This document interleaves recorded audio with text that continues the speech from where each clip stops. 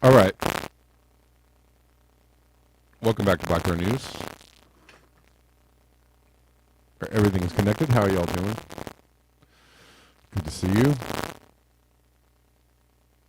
Thanks for hanging out with me today.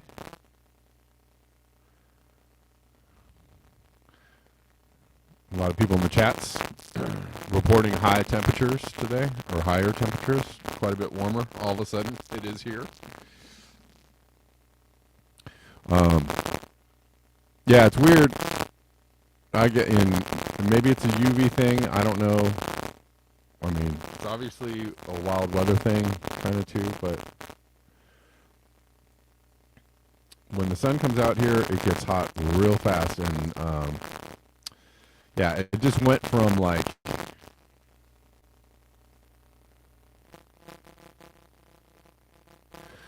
oh, thanks.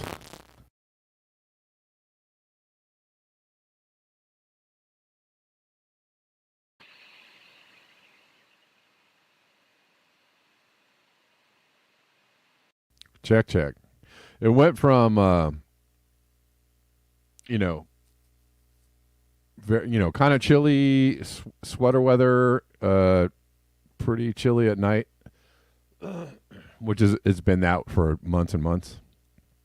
I mean, it literally took about 2 days to go to like, now it's almost too hot weather. I'm going to have to start doing the ice pack under my computer thing pretty soon, probably in the next week. Because it's already very warm in my studio. It's already incredibly warm in my studio today, but whatever. Right. We're live on Rockfin. What's up, Rockfins? Rockfinners, Rockfinauts.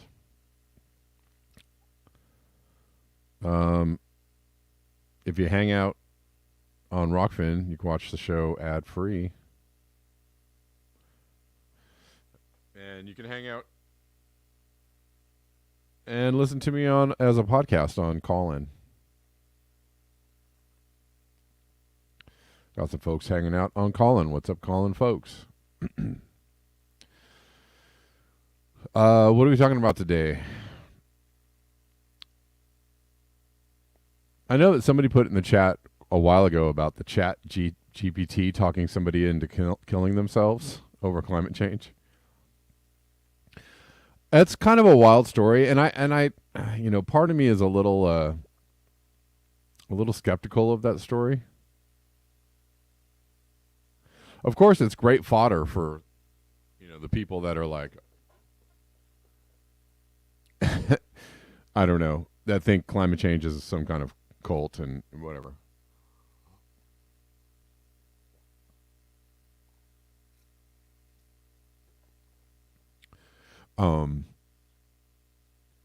It sounds like this person was in a bad place, emotionally or spiritually, and allowed themselves to get deeply involved with a chatbot. So I think it has a lot less to do with climate change than with people feeling vulnerable and emotionally unstable and not having a support system, or maybe not, those are just my thoughts. And unfortunately, for people in the doomosphere, as it's called, for people in the doomosphere, like, I think it's easy to, it attracts a lot of people who are very, I don't know what you want to say, just, kind of out there. Sorry, if that, upsets you or weirds you out. I mean, we're all kind of out there. I'm out there. So that's not meant as a slur, and that's not meant as a. But people who, it's a thing. It's a real thing that people who might be a little mentally unstable or might be a little bit, lost in life can end up on the internet. And it doesn't even matter, it could be climate change. It could be anything else. It could be anything else. It could be climate change, could be economic meltdown. It could be, right? Life is hard and people have a difficult time maneuvering life. Okay. And so, it's very easy to end up in a place. I lived my life for a long time in a not a good place. Right. I'm a recovering alcoholic. I'm a recovering, drug user. It's very easy to end up in a place where you're pretty out there, right? So it's, so anyways, Andre, aware and sensitive. Yeah. Yeah. I mean, so that is not meant when I say out there, I don't mean that but people can get out there and get on the internet or talk to Chat GPT or, end up in a doomer chat or end up somewhere, where it's like, you can spiral out really quickly.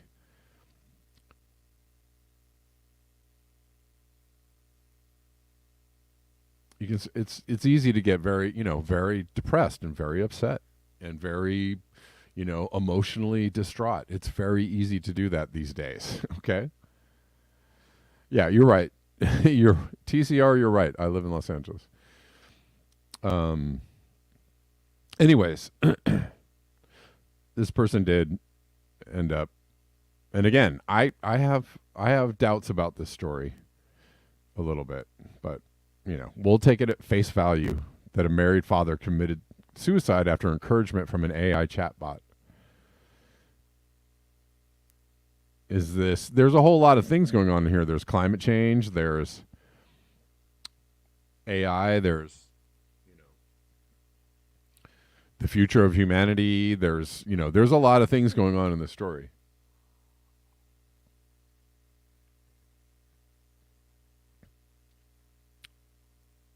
We'll talk about it for a second.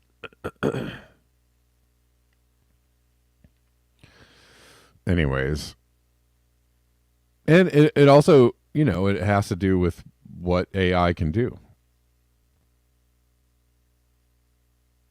I mean, AI is already all over the place. If you don't know it yet, it's everywhere. And maybe, people can argue whether an algorithm is AI or not. But there are bots, there are algorithms, there are all kinds of things that are already kind of controlling your life, right? And it looks like there will only be more of that in the future. Again, we can argue about whether you want to call an algorithm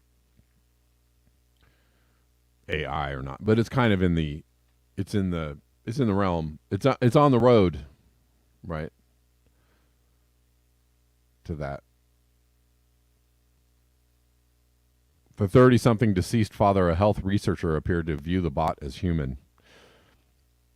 Again, so that there's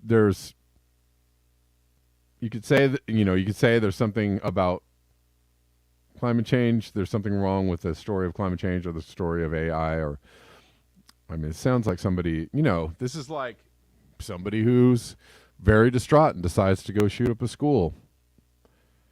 Is it the gun? Is it access to guns that are bad, or is it the fact that we live in a society where people are losing it? And don't, there's a lot of us, so that ups the chance of people losing it, right? Then that's just,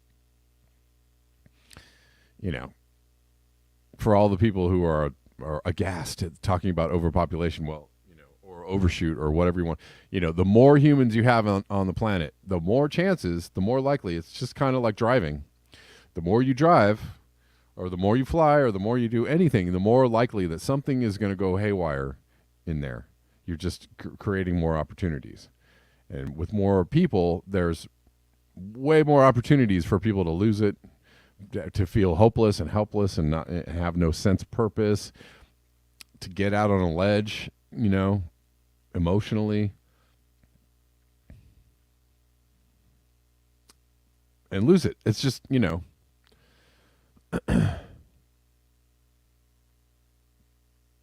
anyways.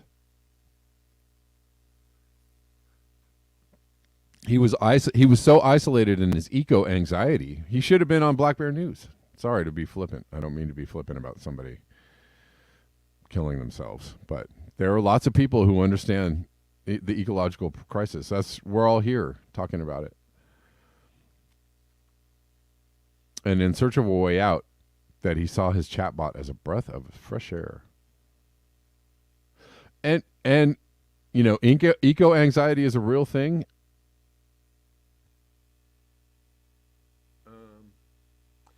Having a fear of what the future might bring, it's a real thing. It's a real thing.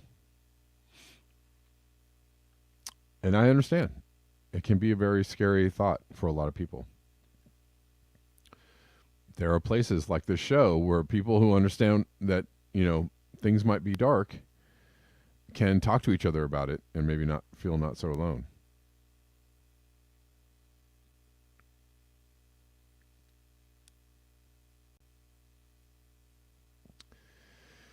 Anyways.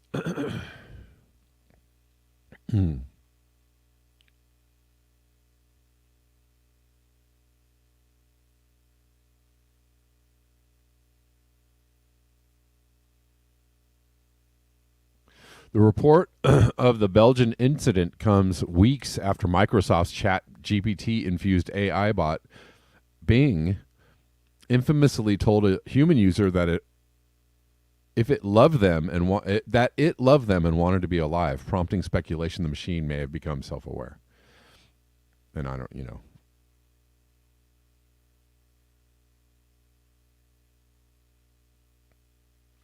Ooh, that's a great comment. Right below this article. Somebody said, almost as tragic as FBI agents finding a suicidal person and encouraging them to commit terrorist acts. Ooh. Oh, you went there.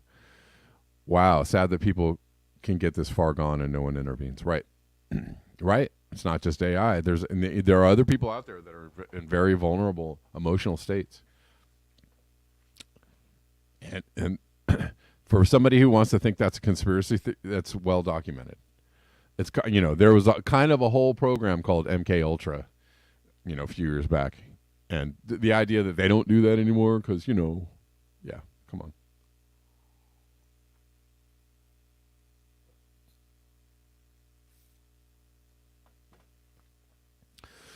on. Anyways. I personally urge somewhere in the middle, right? You want to be aware of what's going on and you want to be in tune, but sometimes those things can be really overwhelming, right? So, if you find yourself overwhelmed by news or whatever it is, the future, climate change, anything, your kids, I don't know. If you find yourself overwhelmed, take a break. Take a breath, take a breather, Look for some things that might be positive, encouraging. I know I'm sounding like a Hallmark card right now. But look for some things that can sustain you.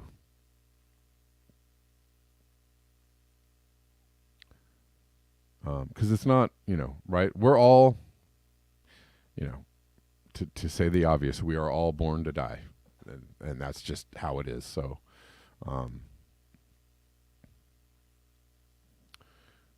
right? So every human in the history of humans has had to come to the realization that they're going to end. And you have to figure out a way to psychologically, get yourself to put one foot in front of the other day after day.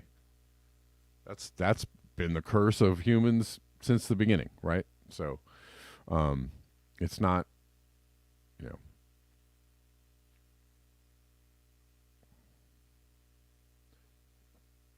the idea that the world is all going to end, next week or, uh, 2 years from now. That's not a new idea either, right? That is not a new idea, and you might want to say, well, this one's got science behind it, or this one has, historical indicators behind it. All right, sure. That's not a new idea. The world ending is not a new idea, and obsessive ideation with the world ending is not healthy, right? It's not healthy, and oftentimes not true. So, I don't know. Just try and have a maybe sense of balance if you can.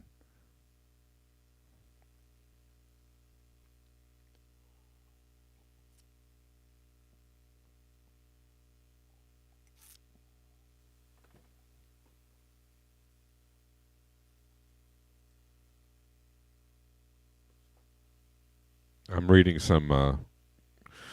I'm reading some comments from Colin. Some synacope. I don't know how to. Anyways, one of the commenters says vulnerable, isolated people are more likely to be pulled into extremist groups, indoctrinated, etc. Right. Lonely people can be very disturbed by the harshness of life. Yeah. I mean, you can, there's lots of things, Life is not always easy to navigate, right? And there's lots of ways to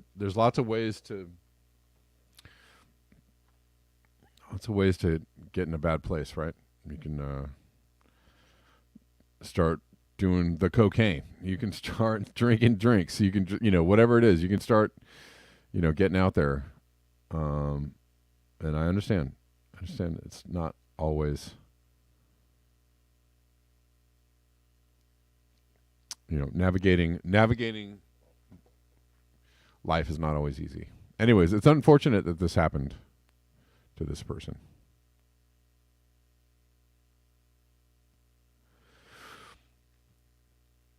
And with modern, with things progressing as they are progressing, I probably will probably see more of that, unfortunately. What's up with Cop City?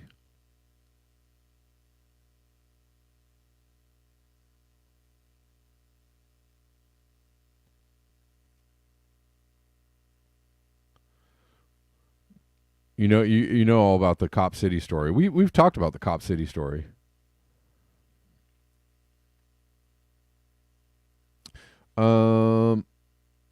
But I mean, it's like there seems to be a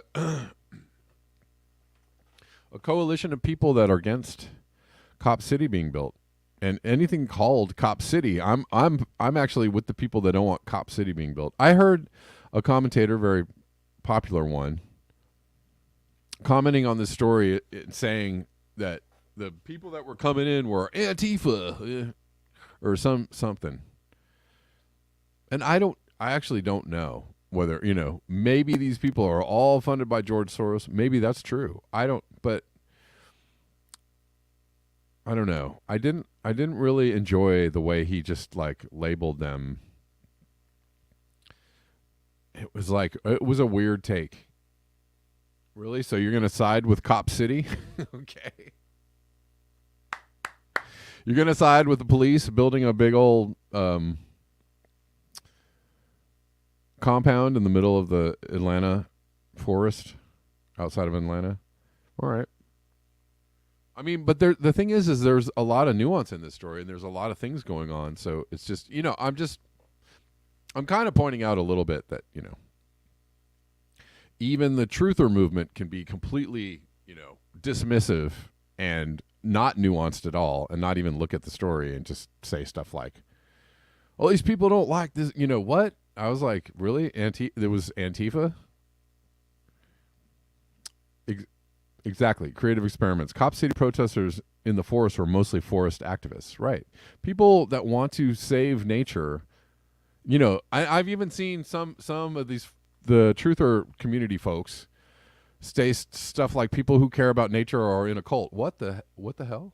I mean, while at the same time promoting like growing your own food and permaculture. I was like, don't you care about nature? I think you care about nature too.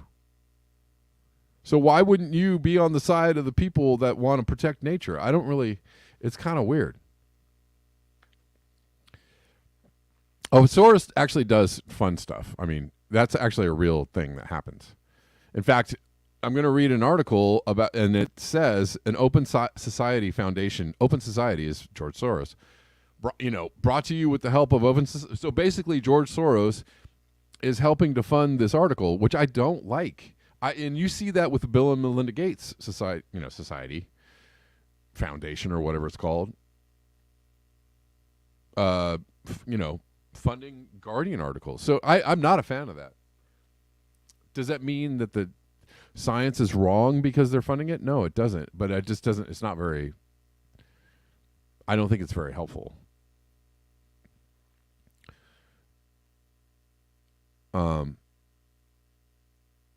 Anyways, there's a lot going on in this story. The sheer size of the training center has drawn critics who see it as a threat to the community. Opponents of the project have organized protests and experienced numerous confrontations with the police, dating back to 2021. Some activists have even moved into the forest where the center is planned to be built, living in encampments as part of their protest. Others are hosting learning seminars, going door to door to raise awareness of the issue or sharing information online, using hashtags like Stop Cop City or Defend Willownie Forest. Excuse me. Multiple organizers described the movement to HuffPost as autonomous and decentralized, meaning no one person or organization is calling the shots. I thought that was actually a good thing, autonomous and decentralized. I thought that was a good thing. I thought that's what people liked. Instead, a variety of communities, including black people, indigenous people, environmentalists, and abolitionists against the prison industrial complex, yay, are joining together with the same goal to stop Cop City from being built.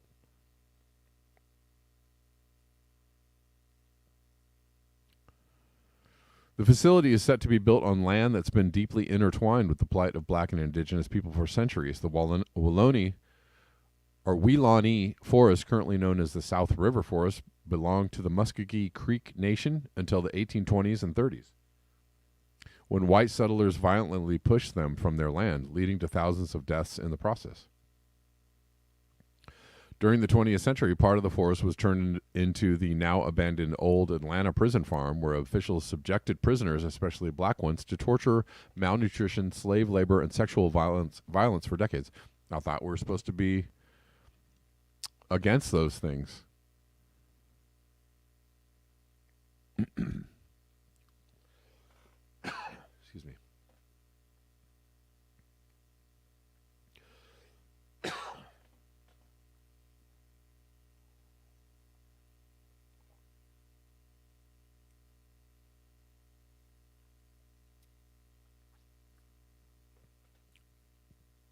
G. Demarest says Canada has a cop city in Regina. Yeah. I mean, we have a cop city in LA. It's a big old compound where they train the police. I'm sure there are several.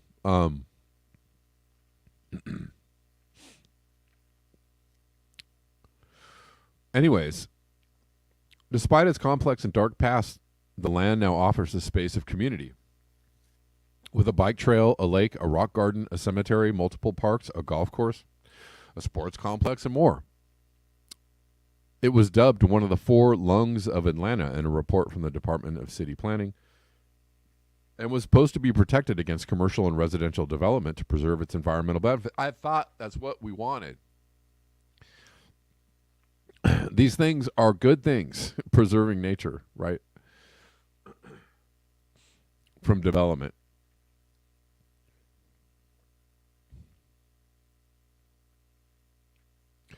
The ecological benefits, such as floodplain restoration, habitat expansion, and tree canopy protection, are critically important to Atlanta's future in the face of a population expected to triple in size by 2040. Wow. I'm confused. I'm confused about the people that are like, protecting nature is a WEF agenda and stuff like that. But we want to we want to grow food and farm and live free on the land and stuff like that. But how are you going to do that if it's destroyed? Like, how are you going to do that if it's all destroyed? You're just going to go out and find a new piece of land or a new place to farm, a new place to be. Just keep on going while the population of Atlanta triples and overruns all around Atlanta. Let me tell you, that's what's going to happen. If the population of Atlanta triples, which, let me see, rough estimation, 2040 Atlanta population triples. Nah, no, probably not. Just like we reach 10 billion people. Nah, there's a point of equilibrium at which we just go past. There's too much to sustain, right? There's too much to hold up as far as civilization goes, right? There's too much going on, and it just, is going to collapse in on itself. We're not going to reach 10 billion people. And Atlanta is not going to triple in size. But if it did triple in size, there's going to be no saving the forest, right? There's going to be no saving the surrounding countryside no, it's just going to go wham. It's going to expand out. And everything in its path will be leveled for housing development. So it's just not going to happen. And if you think you're going to save the countryside around it, if it does happen, is preposterous.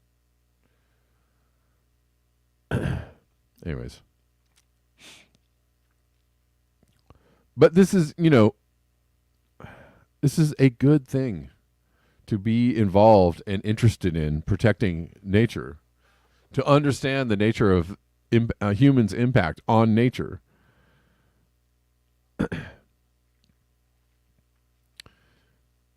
It's almost an instinctual one. It's and it's a positive reflex in humans to understand, we might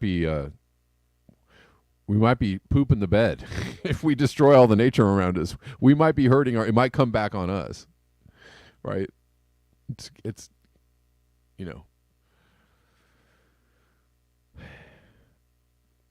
Anyways, in 2021, Atlanta City Council voted in favor of the training site, despite having heard 17 hours of comments. And you always need, of course, more cops.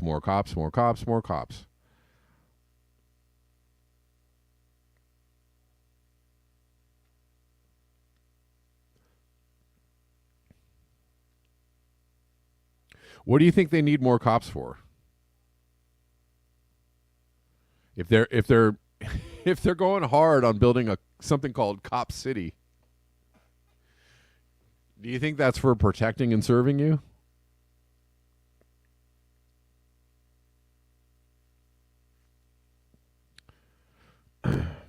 Sure. Just keeping the peace. All right. Or do you think it's for corralling a lot of unhappy people? Keeping a lot of unhappy people in line. Do you think that could be a potential reason for this?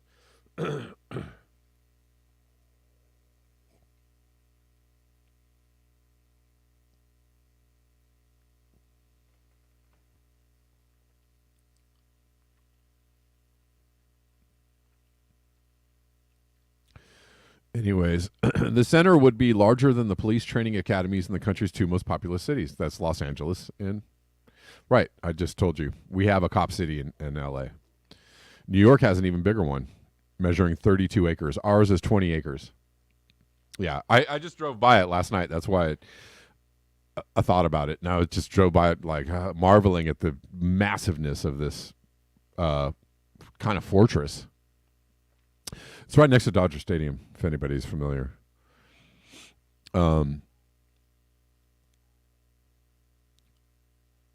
And the center would be larger than the Los Angeles and the New York training academies. This is despite the fact that the LAPD and NYPD have significantly larger police forces than Atlanta. The center, according to the Police Foundation, will aim to improve morale, retention, recruitment, and training. Bop-a-dip-a-doo. It also set a national standard for community engagement. All right. Neighborhood sensitivity, okay, and devotion to the civil rights of all citizens by law enforcement. Yeah. Okay.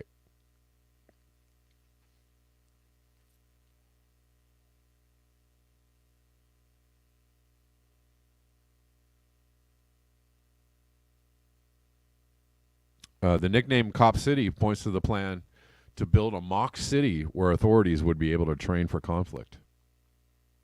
The facility also has plans to house a military veteran training center, a shooting range, a horse barn, and a nature trail. Yay. Huh.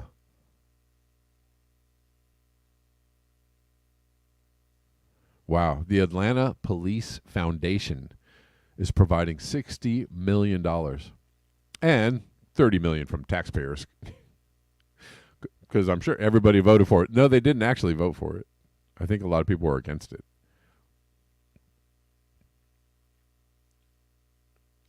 Wow. According to CNN, the Atlanta Police Foundation generates more revenue than any of the 150 police foundations and other municipalities, whose data CNN reviewed.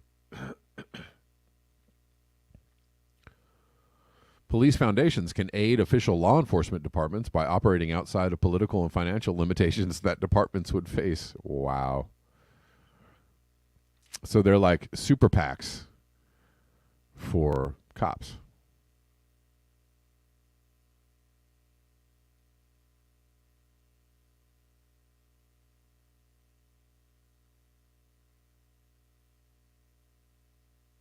Anyways. They do quote A Color of Change, which is a George Soros-funded entity. But that doesn't, again, that doesn't mean that people don't honestly see an issue with over policing and police being militarized, right?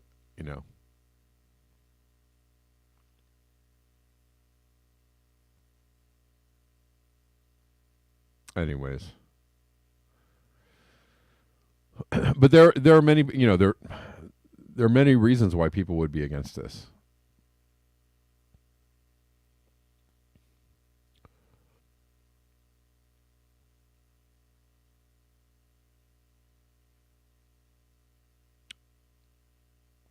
Do people want no policing? No, they don't. They just want better policing. Right?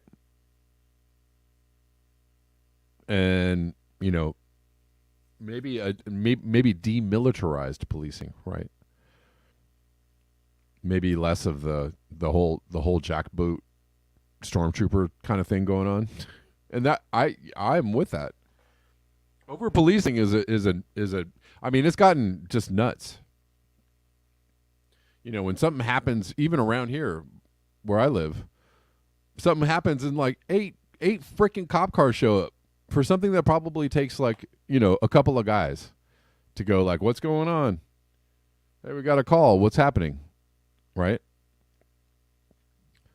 But they go bananas, right? Or you guys have seen that. You guys have seen like police situations where it's just like 30, 40, 50 cop cars show. Like, you don't need that show of force for one dude on a freeway losing his mind, right? You just don't need it. That's insane.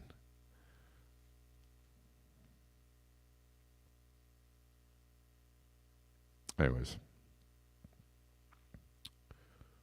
But yes, some people are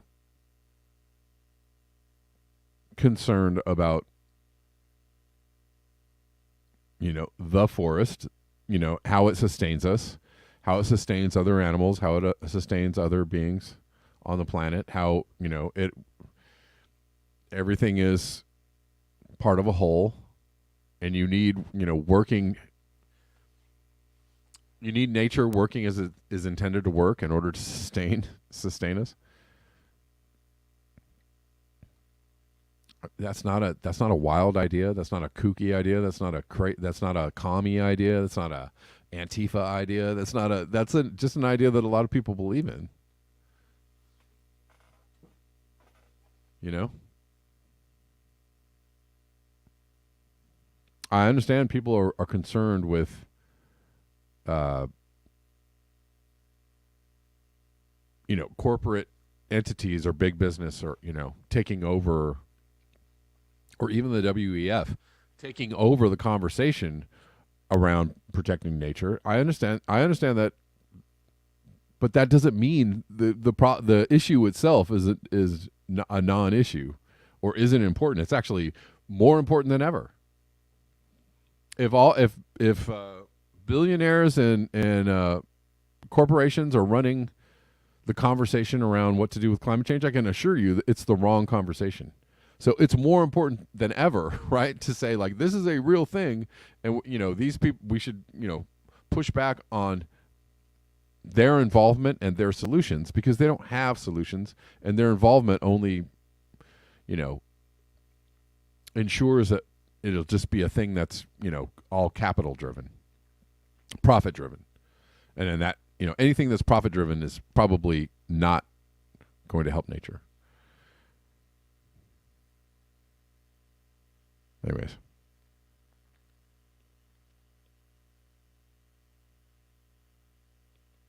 I think this is where Luke Rudkowski, said his name. Last month, more than 100 protesters raided the site wearing all-black clothing. Of course, that means they're Antifa. The protesters threw rocks, bricks, Molotov cocktails, and fireworks, destroying equipment. According to ABC News, no officers were injured. 35 people were detained. 23 were charged with domestic terrorism. A felony offense that can carry up to 35 years behind bars. Jesus. And then one protester was murdered.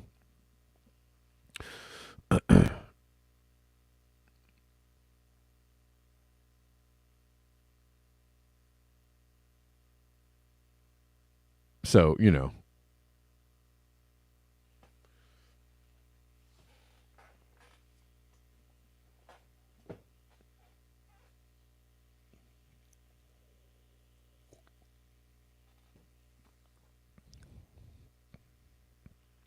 I mean, I hear people complaining that the January 6th rioters are being held for political reasons.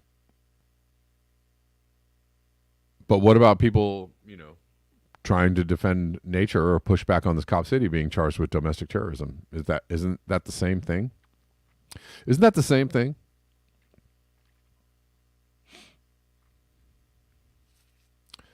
So instead of calling them Antifa or saying they're lunatics, maybe you should actually investigate the story a little more. Maybe you should actually understand that it's the same thing. It's the same thing.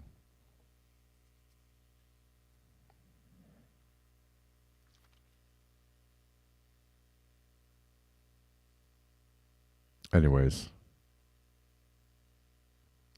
we'll move on. I know it's getting later in the show. A really good way to support the channel is buymeacoffee.com/blackbearnews.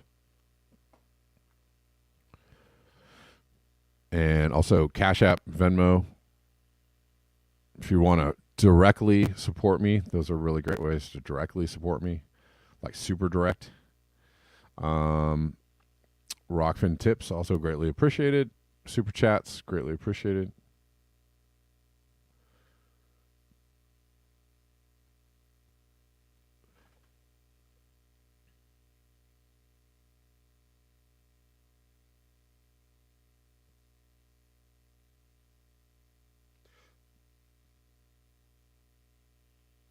What's this from William saying psychologist suspended for 2 years for warning about the Great Reset in the World Economic Forum. Interesting. Yeah.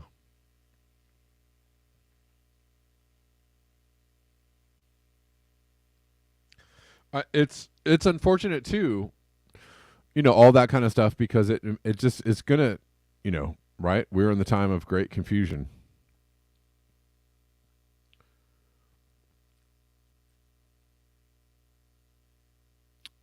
They are using legitimate concerns, to maybe corral you or corral your energy, or maybe make you completely apathetic about it, right? I don't know what's going on. What should I do?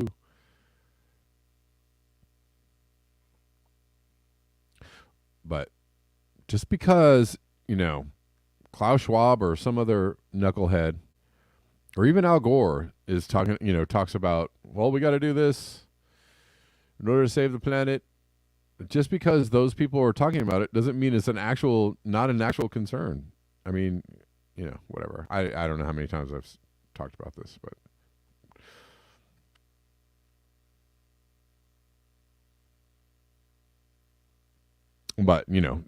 something is clearly happening. The heat just keeps on coming across Western and Central Africa.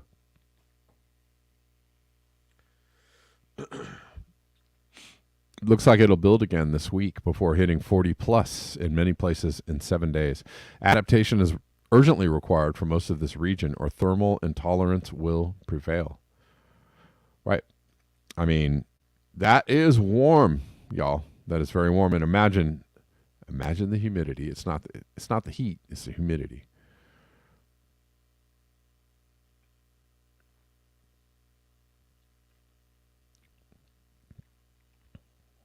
39C, 40C, 44C, 41C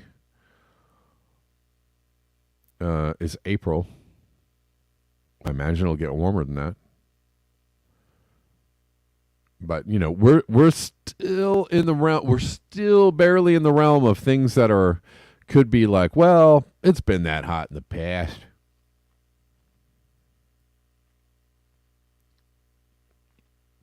But we're about to break out of that realm. Unfortunately, we're going to break out of the realm of.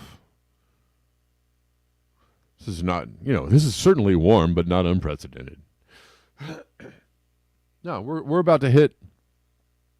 We're about to hit a few points in history where people will be like, "Well, goddamn, yeah, that's not, yeah, that's hot."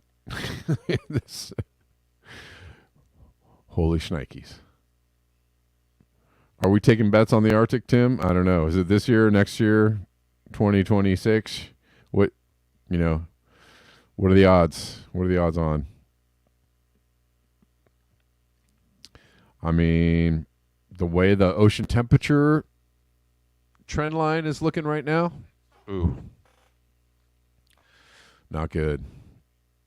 Not good. Oops, didn't mean to do that. Let's get it back.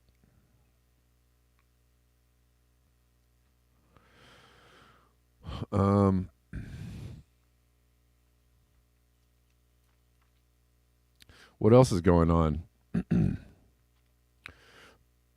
Member of the Bundestag, the German parliament, is saying it's time for the U.S. to get out. Wow. The U.S. is not doing well in the winning friends and influencing people department right now. We are not doing well. We are pretty much pissing everybody the F off.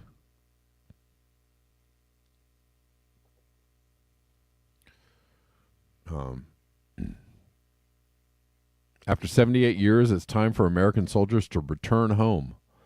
All other allies have long since left Germany. U.S. foreign policy is marked by violations of international law and support for coups. They don't need allies. They need vassals. Wow. Well, breaking it down, the truth.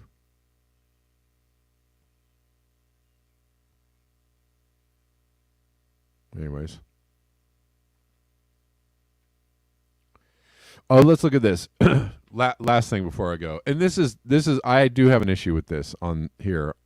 The Open Society Foundation's This kind of stuff has to go.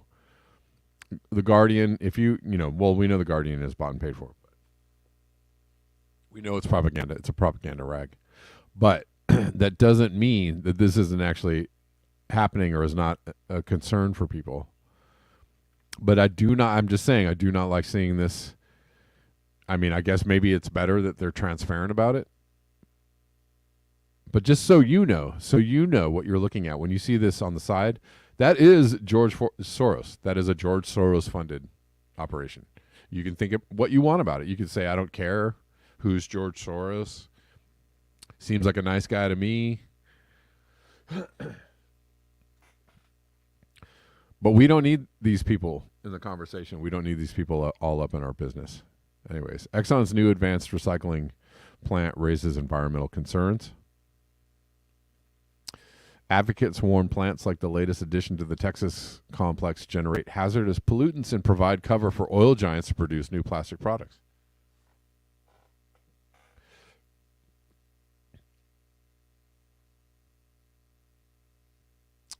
ExxonMobil just launched one of the largest chemical recycling plants in North America. But environmental advocates say the technology is a dangerous distraction from the need to reduce plastic production.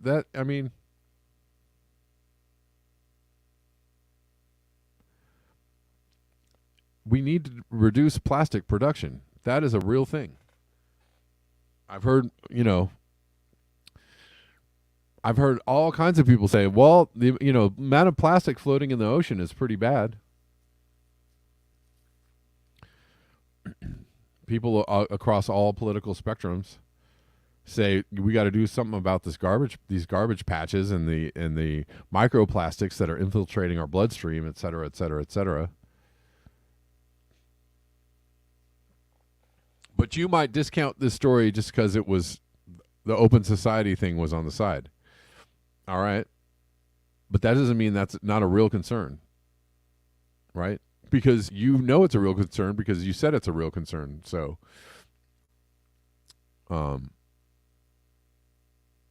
anyways, on the surface of the latest addition to ExxonMobil's giant petrochemical refinery complex in Baytown, Texas, sounds like it could be a good thing. An advanced recycling facility capable of breaking down 36,000 metric tons of hard-to-recycle plastic each year. But plastic waste advocates warn that plants like it do little actual recycling and instead generate hazardous pollutants while providing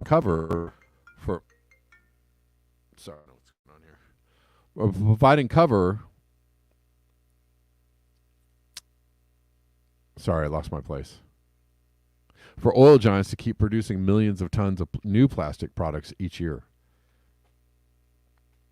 The facility, which began large-scale operations in December of last year, is one of the largest chemical recycling plants in North America. Chemical recycling works by breaking down plastic polymers into small molecules in order to make new plastics. Just keeping the good times going there. Synthetic fuels and other products. Companies like ExxonMobil have rebranded the technology as advanced recycling and are now touting it as the latest high-tech fix to address the plastic crisis. As traditional mechanical recycling has failed to slow the tide of plastic piling up in landfills and the ocean.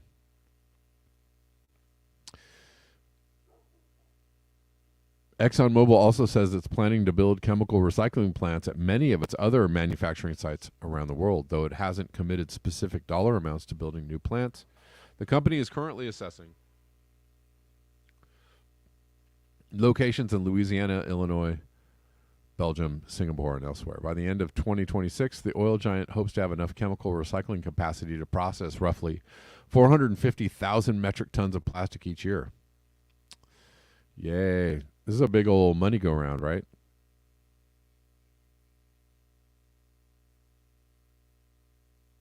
This is probably a non-environmental. This is not going to help the environment, this solution. And my guess is that it's in the end is probably not going to be very profitable. So it's probably going to go they're probably going to give up on this.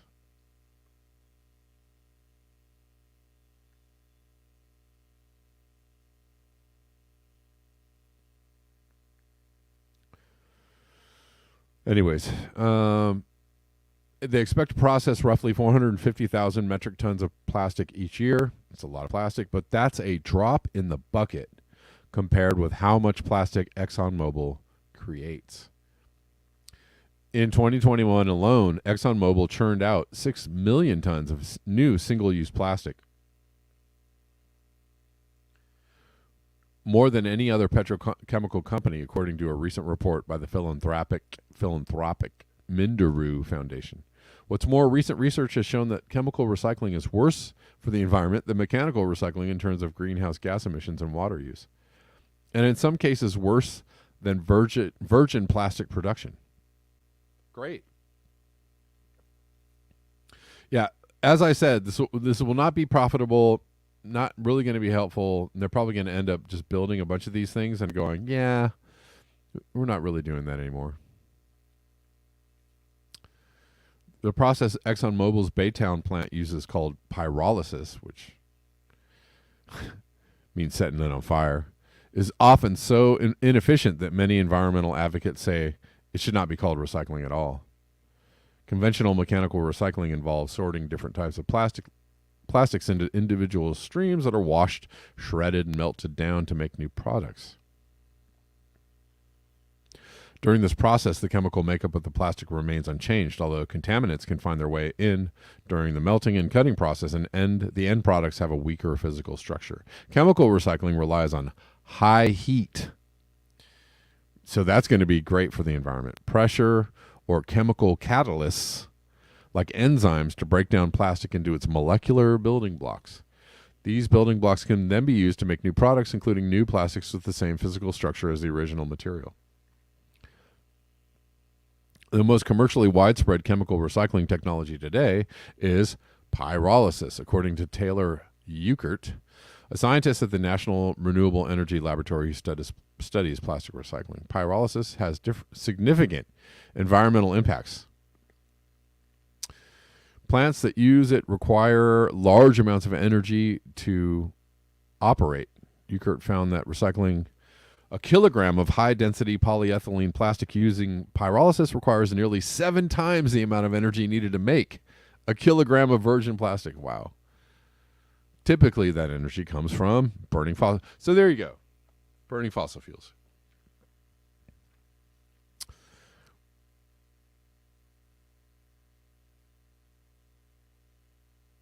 In a pyrolysis plant, plastic is put in a reactor. It's subjugated to high temperatures. That's a fire, ranging from 300 to 900 C, and pressures in the absence of oxygen. This treatment transforms plastic into a synthetic form of crude oil, which can be used as a replacement for fossil fuels or create new plastics. Yikes. Yeah, so there you go. One more time. Like creating biofuels, or maybe even making electric cars or windmills. You're going to spend way more energy making these things, right? You're going to burn more fossil fuels. You're going to use more inputs. You're going to use more resources, more energy, in order to make this thing that supposedly is a little bit cleaner. All right. I don't know what you want to call that. Greenwashing?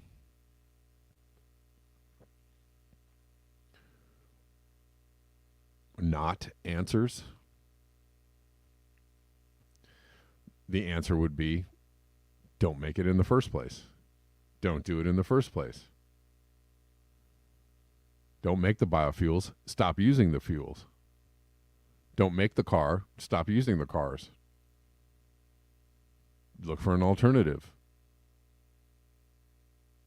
Don't make the plastic. Stop using the plastic. Look for an alternative. And on and on and on, right?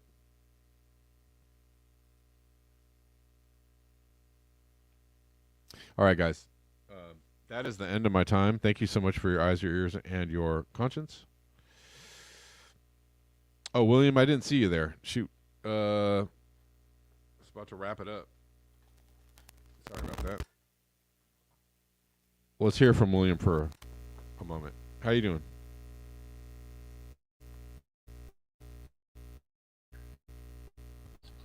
Can you hear me, Kevin? Can you hear me? Check, check. Yeah. Oh, good, good. Well, you covered a lot of ground today. Yeah, well, it's not about uh, doing anything that provides any solution, Kev, because if you've ever heard Paul Stamets talk, his TED Talk, or there's a Yale mycologist, they have mushrooms that could break plastics down. I have heard of that. Yeah. Yeah, yeah. So, but then they can't make any real big money doing I that. guess. You know, you Yeah. got I was going to say. My guess is that it doesn't actually contain a lot of like profit in there. right. Exactly. That's the same reason we don't make let's see, Somax plant in Pennsylvania. Only one plant that making biofuels out of poop, but the technology has been there since 1913, hydrothermal carbonization, which is very efficient, by the way, that particular technology. And we get so much poop coming from chicken ranches and from, rather than putting it into, uh, what we're seeing of in tertiary treatment plants and pumping it into the bays and the rivers or the oceans, you know what I mean? We could have been making fuel out of it since over 100 years ago, but no, we got to sell petrochemicals. We can't sell something made from poop, Right. Well, See? famously, the earlier cars, there were cars that very early on ran on batteries, and Yes, also peanut oil, and other. There are other ways. The first engines, the first cars that were made, there were several models that didn't use fossil. Use gasoline, right? But that right, became exactly. the high profit. That was like, well, if we use this thing that we need, people need to keep burning it up. Um, Right, right. right. And then they took down all those trolleys and rail cars that existed to make room for the automobile. Right. A lot of this, Exactly. you know.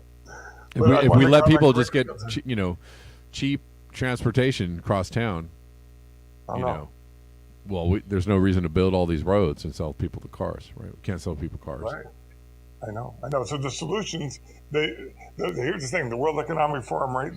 The Great Reset. Klaus Schwab, I put a link in the chat. He said we must prepare for an angrier world while they squeeze us into their vision versus what they could have been doing 100+ years ago. You know what I mean? Because the same group of people generally they just inherit the power. You know what I mean? These people are groomed and just like Kissinger trained Klaus Schwab.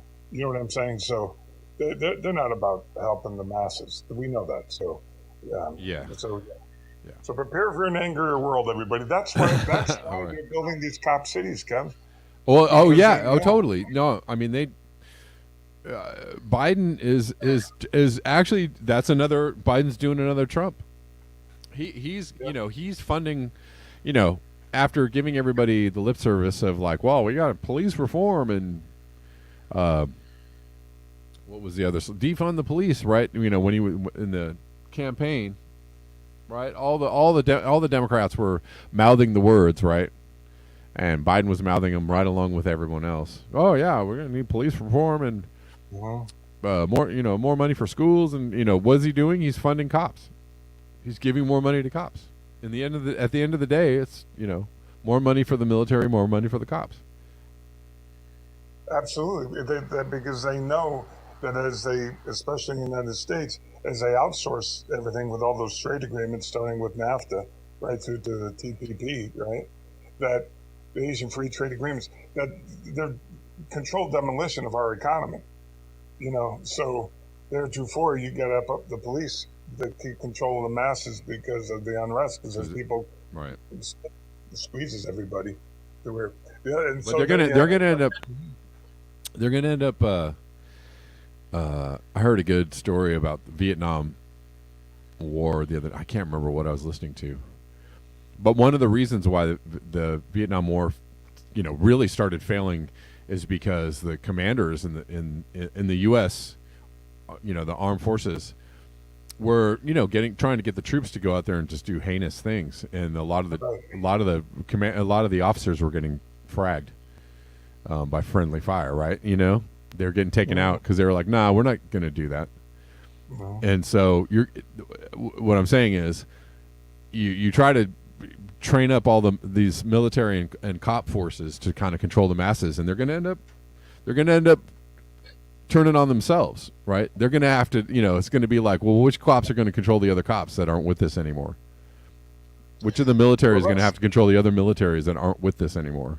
And so you're gonna have a situation where the unrest is going to spread a little. You're not. It's like a wildfire. You're really not going to be able to know where it's going to go, right? That's why the controlled demolition, or whatever you want to call it, is a stupid plan. It's just stupid. It is dumb, right? Like, because you're relying on you think that you're going to have control over something that when it starts unraveling, you don't know how it's going to end up, and anyways. Well, real quick, it's about demolishing the economies of Europe and the United States, basically to give justification for outsourcing everything to Asia and India. That's where they're going to be doing the developing and building the coal plants. It's like permits to build like 2,400 more coal plants between China and India. That's my recollection, something of that nature. So they know where the manufacturing is going, but to justify it, right? How do you tell the people of Europe and America, how it's cloaked? Do you understand what I'm saying? The Great Reset is cloaking everything with propaganda. And of course, we're going to have an angry nation here in the United States. Look what they've done, the sacrifice zones, the cities that used to manufacture everything, and they left behind EPA cleanup sites that they haven't gotten to or are insufficiently done. It's a mess. The whole thing's a complete mess. But that's why you're talking to suicide. I want to touch on that for anyone who doesn't know. I've been in that place, but there's always online you can find a hotline. You know what I mean? Where you can reach somebody 24/7 on a phone number you can call. So if you're desperate, and they usually contact you to a local, suicide group or something. Yeah. Just to mention, so that for everyone who wasn't aware. But the last thing I thought I can touch on quickly is we could talk about it another day, but there's a House bill in Missouri, HB 1169, where the point of the bill is to make sure that any mRNA food product, now they've got the technology now that it be labeled that it's such. And if this bill doesn't pass, they have no intention to label these things. You know what I'm talking about? They got technology. No, it's a real thing. They are trying to insert mRNA into foods, into livestock, shooting up livestock, and then the milk products, and then and all this nuts. They're going to vaccinate us without our knowledge. Exactly. Right, and then we already know it's not tested well, or maybe that's by design, right? I don't know. mRNA, baby. I'm staying far away from that. They're going to have to hold me down, but they're going to end up doing it to some way I backdoor. And this is again where regulations are a good thing, right? You want to know, having your food labeled correctly, understanding where your food is coming from, understanding the things in your food. People really, that's very important. These are regulations that are through the government, right? They help you out there because they created these.